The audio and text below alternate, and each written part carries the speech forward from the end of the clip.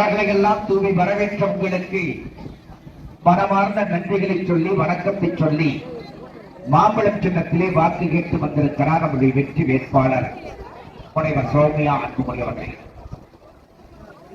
நம்முடைய வேட்பாளர் நான் நேசிக்கின்ற இந்த மக்கள் சுவாசிக்கின்ற காற்று கூட சுத்தமாக இருக்க வேண்டும் என்று எண்ணுகிற பசுமை கழகத்தின் தலைவர் முனைவர் சௌமியா அன்புமணி அவர்கள் தான் மாம்பழம் சின்னத்திலே போட்டியிடுகிறார்.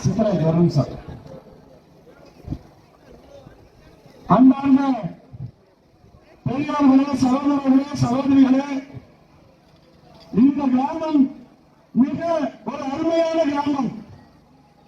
அழகபாடி கிராமத்தில் மட்டும்தான் இவ்வளவு அற்புதமா ஆண்கள், பெண்கள், இளைஞர்கள், குழந்தைகள், முதியோர்கள் அத்தனை பேரும் சேர்ந்து வந்து நம்முடைய அக்காவர்களுக்கு இவ்வளவு சிறப்பான ஏற்பாடுகள் தந்திருக்கின்றீர்கள். அதே பாடி அக்காவின் மனதில் இடம் பிடித்திருக்கின்றது.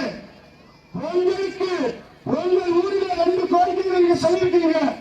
ஒண்ணு, வரலாற்று சிறப்பு மிக்க ஏரி நம்முடைய குளம், அரியமான் குளம், இதை தூர் வர வேண்டும் என்ற ஒரு கோரிக்கையை நீங்க முன்வைத்திருக்கின்றீர்கள்.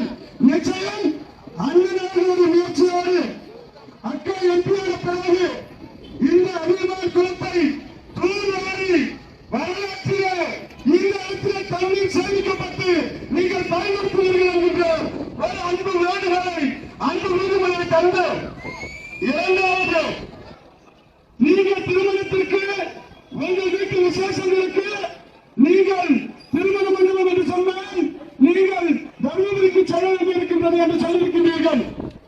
உங்களுக்கு அரசாங்கத்தின் சார்பில் சமூக கூட்டம் அமைத்து இங்கு இருக்கக்கூடிய ஏழை எளிய மக்கள் திருமண விசேஷங்களுக்கு நிச்சயம் இலவசமான சமூக கூடத்தை அமைப்பதற்கான அத்தனை முயற்சிகளும் அண்ணன் மூலமாக அக்கா வெற்றி பெற்று அக்கா அவர்களுக்கு 8 நிதி கிடைக்கும்.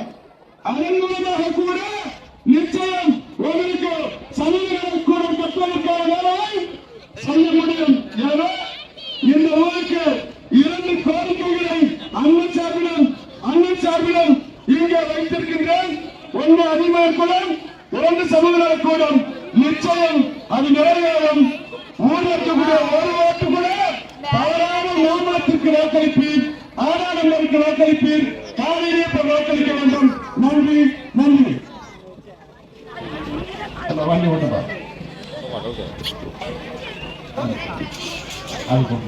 வண்டி ஓட்டு, வண்டி ஓட்டு.